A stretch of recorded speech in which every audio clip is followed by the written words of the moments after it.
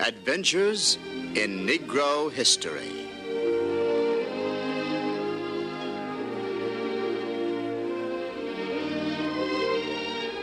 We are the voices of the black man's past. We echo his feelings and his memories we hold fast.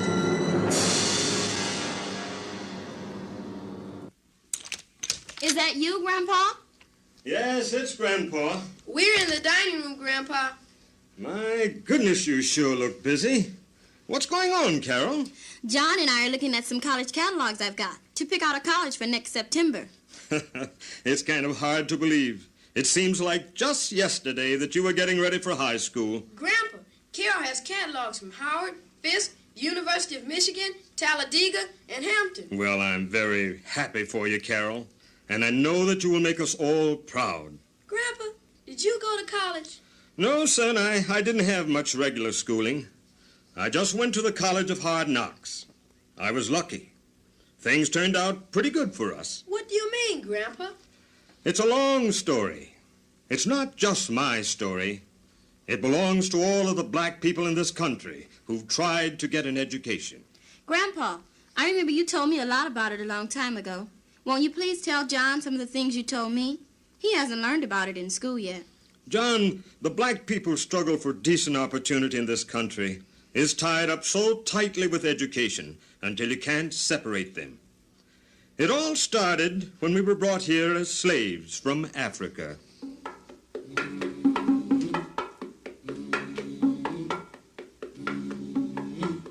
We were snatched from our native land, Herded like cattle onto the stifling slave ships. Tossed rudely onto the shores of the New World. We who spoke Igbo, Hausa, and Efik were forced to learn our master's native tongue. Our tribal customs that we had followed for centuries were outlawed. The order of the day was to follow the whims of our master.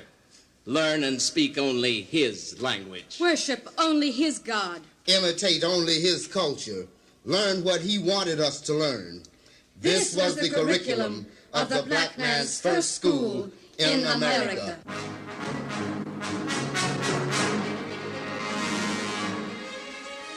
During the early days of slavery in America, Negroes were educated or trained for whatever work their master wanted done. Slaves were taught to work in the fields, look after livestock, cook and act as servants, and serve aboard ship. Some were skilled craftsmen. In fact, they brought many of these skills with them. There was no school for them, but many did learn on their own to read and write. Some of these slaves escaped. There are newspapers still on file to prove this. The American Weekly Mercury, July 11, 1723. Ran away from Chester County a Negro man named William, aged about 30 years. He speaks very good English and reads and writes. A reward is offered to anyone who can return him. The Pennsylvania Gazette, September 11, 1740. Ran away from East New Jersey a Negro man named Simon, a well-set fellow around the age of 40. Reads, writes, speaks good English, can bleed and draw teeth. A reward of £3 is offered to anyone who can find this man. The New York Gazette, July 18, 1748. Ran away from his master, a Negro manservant called Robin, about 28 years old. Can read and write and plays a fiddle. A reward of £10 and all reasonable charges will be paid for his return to the custody. Grandpa, when did black people start going to school in America?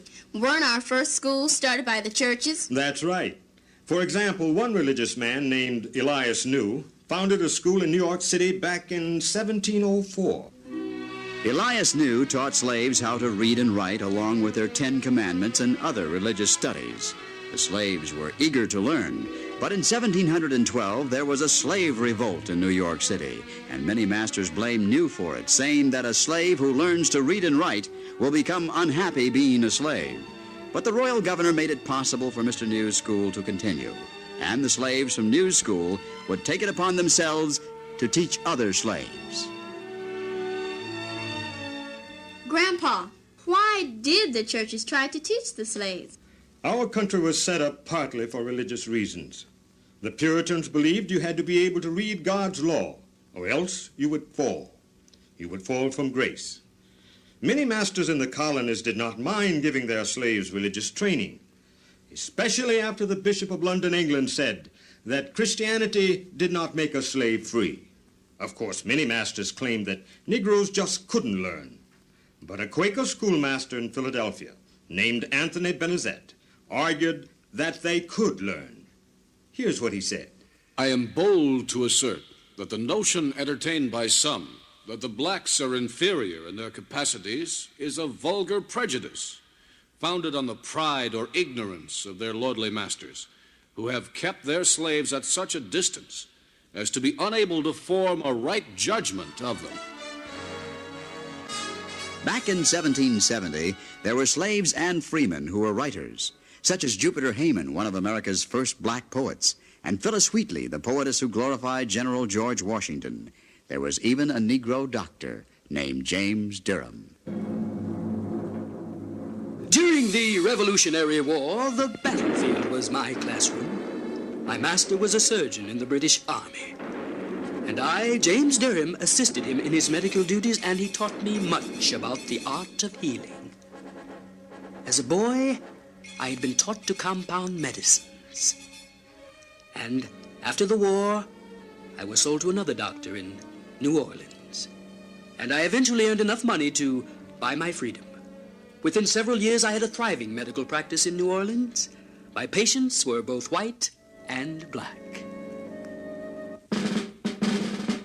On April 19th, 1775, when citizen soldiers at Lexington and Concord fired the shot heard around the world, black men were there. They heard the cries for freedom ring the air. They believed that through gallant deeds they could be free. A few found semi-freedom. But the majority of their brethren did not. Freedom and its blessings passed them by. Prince Hall, a free Negro, veteran of the Revolutionary War and founder of the Negro Masonic Order, reminded the young nation of its debts to black people.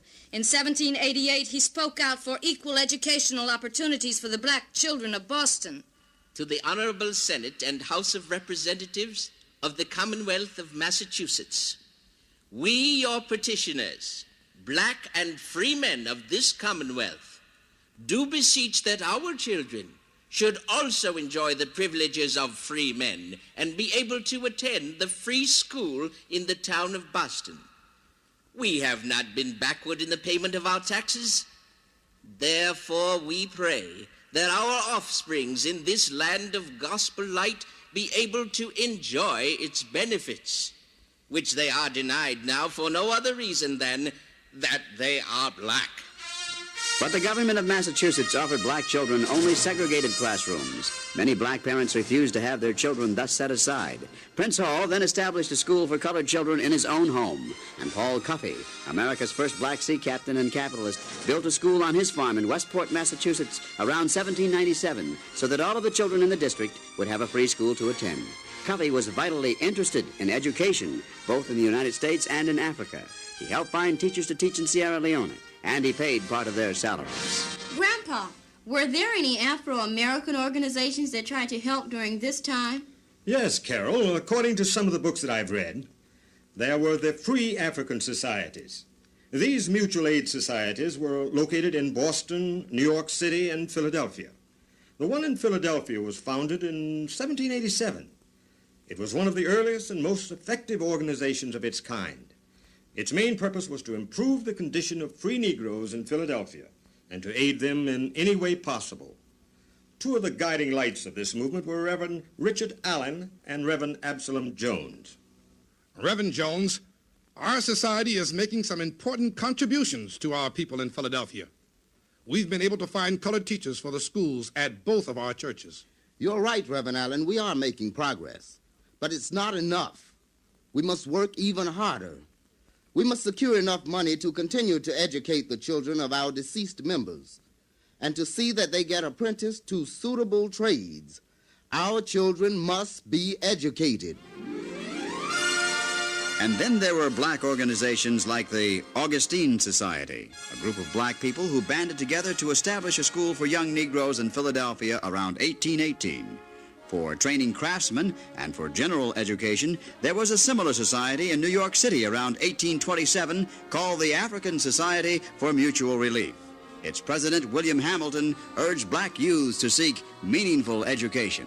Now that slavery has finally been abolished in New York State, the time has come for black people to take advantage of their opportunities.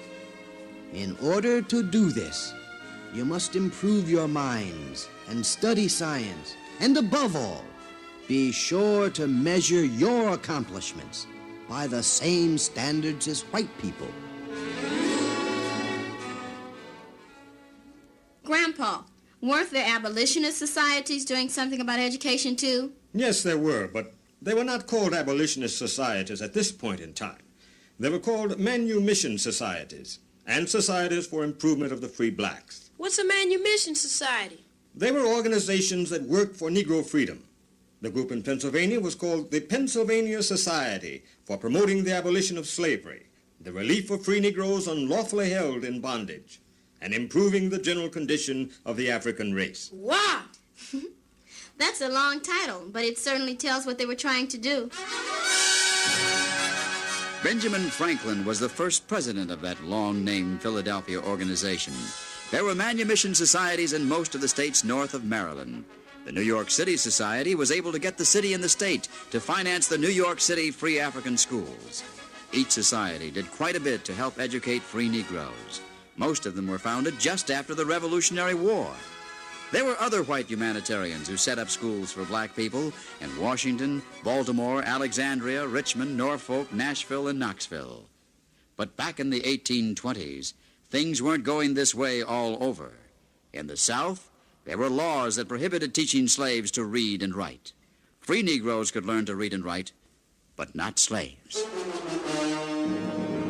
Even in some northern states, children, like Michigan, Ohio, Illinois, and Indiana, state laws prohibited Negro children from attending school. Not even if they paid taxes? That's right. You see, John, the education of Negro children has always required a determined effort on our own part. For most of our history, it has been the black man's burden.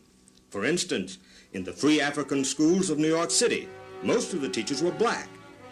During the 1830s, the schools were helped tremendously by two groups of black people, the Dorcas and the Phoenix Societies. The women of the Dorcas Society made clothing for the poorer children to wear to school, and the Phoenix Society members served as attendance agents and social workers. Wow, that was real community involvement. Washington, D.C. is another example. In 1807, three former slaves, George Bell, Nicholas Franklin, and Moses Liverpool, bought some land and built the first school for Negroes in Washington. Although they themselves could not read or write, they did appreciate the value of an education. Two other black men, Henry Smothers and John Prout, established Columbia Institute around 1823. And during the 1830s, John F. Cook and Louisa Park Costin operated schools in Washington. There was the Colored Female Roman Catholic Beneficial Society that was founded in 1828. It played an important part. And there was Maria Beecraft. My name is Maria Beecraft. In 1820, at the age of 15, I opened a girls' school for members of my race on Dumbarton Street in Washington, D.C. I watched many a young girl grow from an awkward duckling into a graceful swan.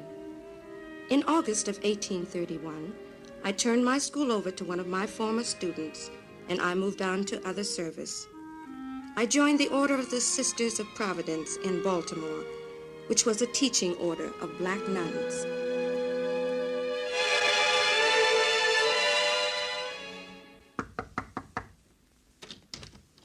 Yes? Are you John Chavis, the schoolmaster? Yes, I am. Won't you come in? Thank you. I wish to place my son in a good school, but how can I be sure that you will educate him properly? What are your qualifications? Sir, I am a free citizen of Raleigh, North Carolina, and I was a soldier of the Revolution. I attended Princeton and Washington Academy. I am an ordained Presbyterian minister. I have a sound knowledge of Greek and Latin. No one can teach your son the English language as well as I can. I learned mine from the Lindley Murray Speller and it is superior to the English grammar taught in this part of the country. A number of my students have become famous. One is a congressman. You may be sure that your son will get as good an education as he is capable of getting. John Chavis had received his education in a most unusual manner. It seems as though one white man bet another that a Negro was incapable of getting a college education. So John Chavis was sent to college, and he completed the course, and he became quite famous. He taught the sons of planters during the day for $2.50 per semester, and the sons of free Negroes at night for $1.75. But after the Nat Turner Rebellion in 1831, he had to close his school to black students. The Nat Turner Rebellion. The Nat Turner Rebellion. The Nat Turner Rebellion. The Nat Turner Rebellion of August 1831 lasted only 40 hours, but it sent shockwaves up the nation's spine. People north and south were propelled into action by blind and unreasoning fear. Most states in the South passed stronger laws that prohibited all Negroes from learning, teaching, and preaching. In the North, a plan by Samuel Cornish, a black minister, to build a college offering manual training and classical education was voted down by the citizens of New Haven, Connecticut. And then there was Prudence Crandall, a young white teacher dedicated to educating Negro girls. Young ladies, please open your books to page 151. Oh, dear, there's someone at the door. Please read silently until I return. Hey! She is! Miss Crandall! Yes? We represent the folks of Canterbury. We don't want your school here. Dear sir, this is only a school for young colored ladies. We mean no harm to anyone. What possible harm could we do? We're not here to argue. You've got to close this school and send those people back where they belong. That's right. You sirs are no gentlemen. I refuse to continue this conversation. Good day. Get up.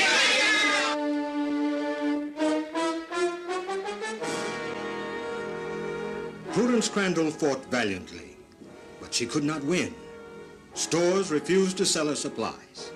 The doctor refused to treat her students. Her students were insulted on the streets. She was even put in jail.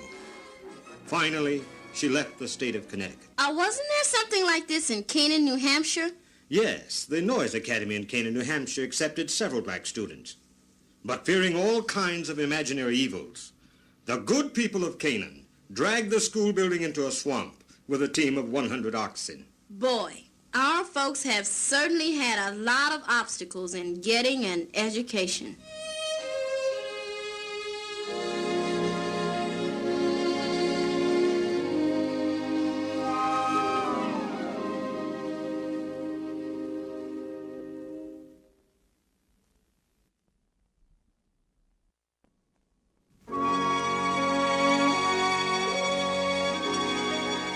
Well, children, you've heard that where there's a will, there's a way. So during the time of slavery, all over the South, secret schools called ebony schools and loft schools were in operation. And some masters secretly taught some of their slaves. The story of a slave called Stephen is a good example. Have you thought about what I asked you last week, Master? Yes, Stephen, I have, and I've decided to get you a speller and teach you how to read and write. But you mustn't tell a soul what we're doing. You know what'll happen if someone catches you with that book. I'll be careful, and I'll keep my mouth shut. Stephen did learn to read and write, and he began to teach others. He only taught those slaves he could trust. They would meet in the carriage house, the stable loft, or any other secluded place they could find. Classes were held between 10 o'clock at night and 2 o'clock in the morning. Shh. Shh. All right, everybody. Watch your step. Don't make a sound. Now, today's lesson is how to spell words that sound the same. Listen to me. C-A-T spells cat. H-A-T spells hat. F-A-T spells fat.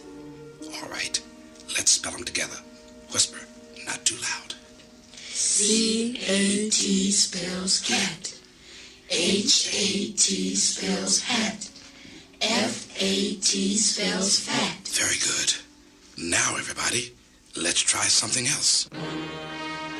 Stephen Walter Rogers taught many lessons that way down in New Orleans. Meanwhile, black people in the North were constantly petitioning the state legislatures to secure equal educational opportunities and facilities. In Michigan, Ohio, Indiana, and Illinois, black codes maintained school segregation. And in other northern states, even though the state constitutions did not support school segregation, individual city councils and school committees usually did. This struggle continued until after the war between the states. And in 1849, Frederick Douglass raised his majestic voice against the educational inequalities in his own town of Rochester, New York. The colored citizens of this city pay as freely for the support of schools as any other class. And their children are as much entitled to school privileges as are the sons of the wealthiest of this community. And there can be no sound reason founded in justice why they should be shut out of the fine, airy schoolhouses of the districts and driven into the dull, damp, dark, and badly ventilated cellar of Zion Church. It is a disgrace to the city of Rochester that such an act of flagrant injustice and cruelty can be perpetrated against any class of its citizens. A black family in Boston, the Roberts family, sued the Boston School Committee for equal school rights back in the 1850s. Benjamin Roberts sued the city of Boston on behalf of his daughter Sarah. He attempted to close the segregated Smith High School and other segregated schools. Roberts was helped by a sizable number of black Bostonians. Charles Sumner, a white man, was their attorney. Later, Sumner was elected to the United States Senate, where he championed Negro rights. The Roberts case went all the way to the Massachusetts Supreme Court, which ruled in favor of the Roberts family. Sumner helped to establish the principle that segregated schools were incapable of offering equal educational opportunities. In 1855, separate schools were abolished in Boston. Grandpa, weren't schools set up in Canada for runaway slaves? Yes, Carol. The Fugitive Slave Law of 1850 forced many black people to flee to Canada. Canada was the freest place in North America for Negroes. Mary Shadd Cary, a free black school teacher from Washington, D.C., established a school at one of the Canadian communities for refugees. Also, there was Josiah Henson. He helped to build schools in the settlement near Windsor, Canada. He established a school for old and young students. The 1850s ran their course. The 1860s burst upon the scene. America went to war in order to solve by fire and sword what her politicians could not solve through reason. In this bitter struggle, the freedom of black men became an important issue. This became a time of testing. Testing whether this nation or any nation can long endure, half slave, half free.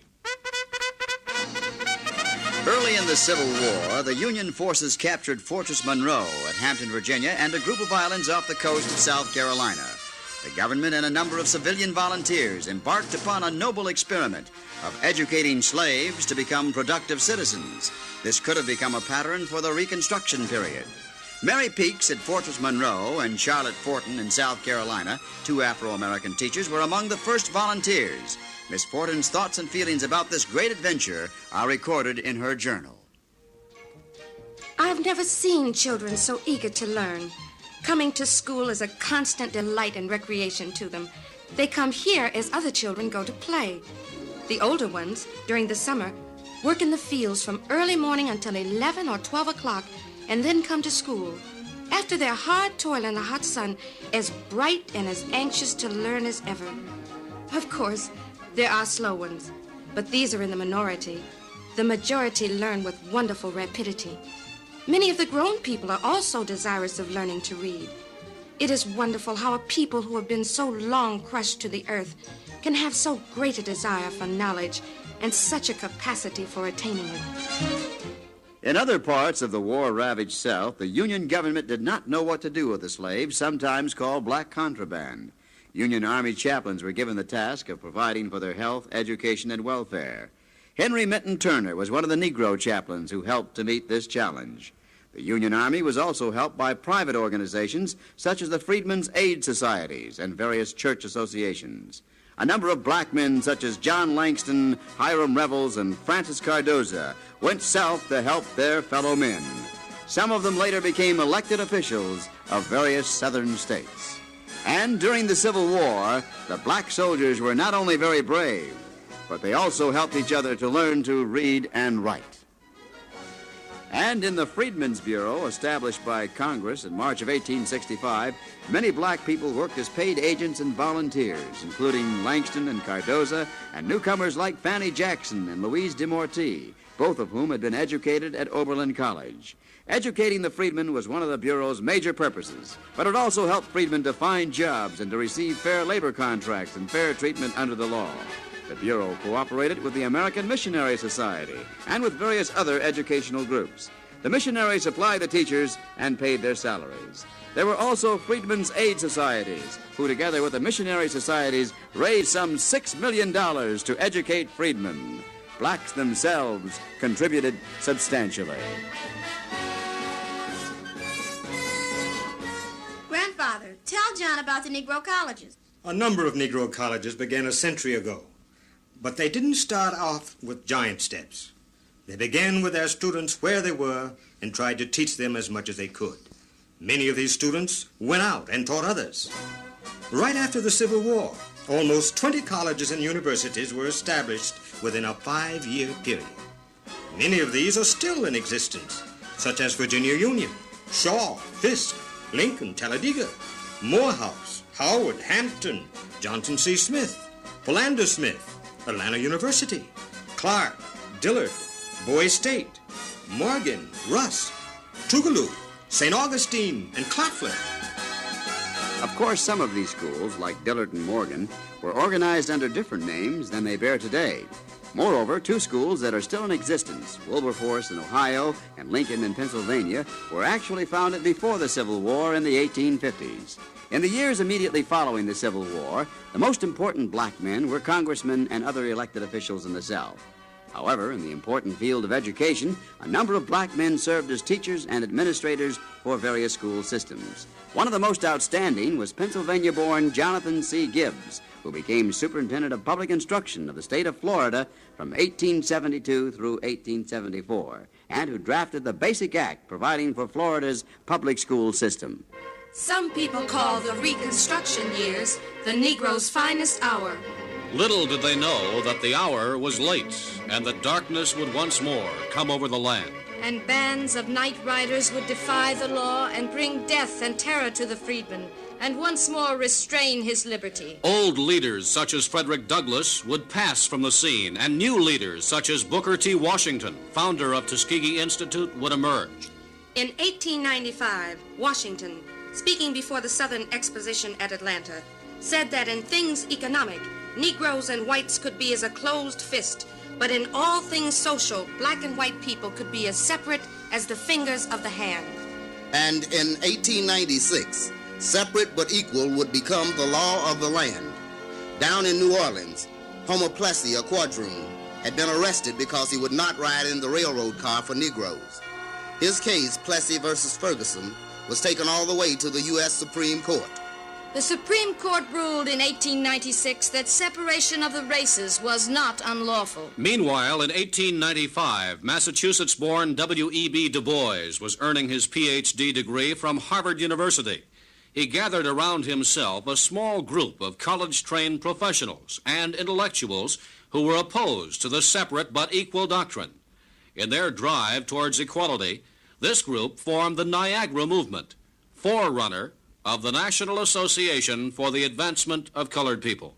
By 1900, Booker T. Washington and W.E.B. Du Bois had become recognized as the leading spokesmen for black Americans. Washington, on the one hand, stressed industrial education as the surest path for Afro-Americans. He summed up his ideas this way. I would set no limits to the attainments of the Negro in arts, in letters, or statesmanship, but I believe the surest way to reach those ends is by laying the foundation in the little things of life that lie immediately about one's door. I plead for industrial education and development for the Negro, not because I want to cramp him, but because I want to free him. I want to see him enter the all-powerful business and commercial world.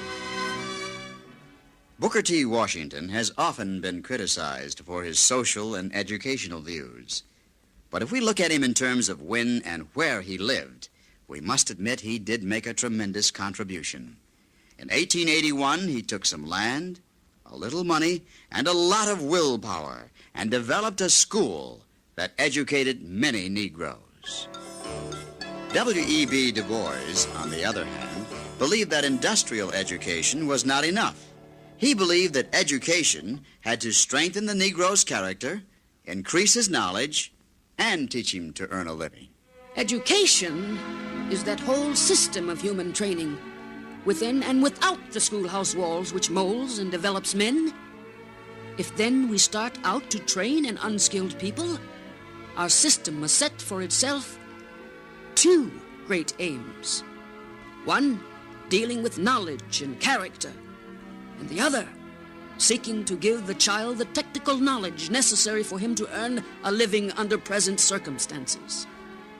But there must be those trained to teach in these schools, men and women of knowledge and culture and technical skill, who understand modern civilization and have the training and aptitude to impart it to the children under them. Between 1896 and 1954, education for Negroes was separate but unequal all over America. School boundaries were drawn to exclude black people, and much less money was spent on their education. Georgia, in 1908, spent 99 cents to educate each black child, and $6.80 to educate each white child. In 1915, the state of South Carolina spent $16.22 to educate each white child, and $1.93 to educate each black child. In 4 southern states, the annual salary for white teachers was around $287, and for Negroes, $128.83. And until the 1954 Supreme Court decision, there were still segregated schools in many northern states. In the early 1900s, black parents in Alton, Illinois, Dayton, Ohio, East Orange, New Jersey, and other cities used sit-ins, boycotts, and court cases to segregate their school systems. And for a long while, many northern school systems did not hire Negro teachers.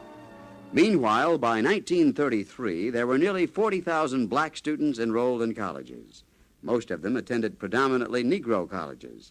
Some attended northern schools, but even here they had difficulty securing admission to graduate, law, medical, and dental schools. In the South, they couldn't go, period. The majority of black dentists and physicians were trained at either Howard or Meharry, both black schools. How did black students finally get into southern white colleges? Court cases, and decision after decision. The United States Supreme Court struck down admission barriers. And it was the NAACP and its tireless lawyers that deserved most of the credit. They spent untold hours and years preparing the cases that led to important decisions. Cases were fought in the courts from the 30s, 40s, and 50s, up to that special day of May 17th, 1954. Hear ye, hear ye, hear ye. The United States Supreme Court is now in session. We conclude that in the field of public education, the doctrine of separate but equal has no place. Separate educational facilities are inherently unequal.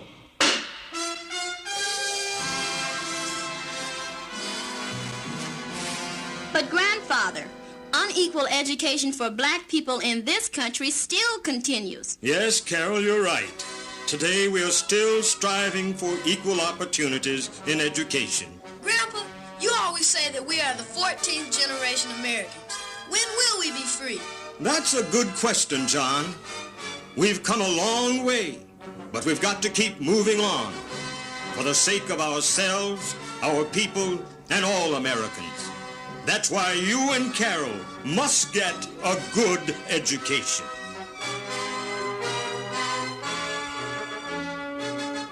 Yes, the black man's quest for education has been a vital element in the never-ending struggle towards his full citizenship. The quest has persisted during and after his years of slavery, amidst trials and triumphs, opportunity and opposition. Many steadfast or somewhat fortunate black men and women have managed to find the light, and they in turn have shared it with their black brothers. Many valiant white people have also played their part.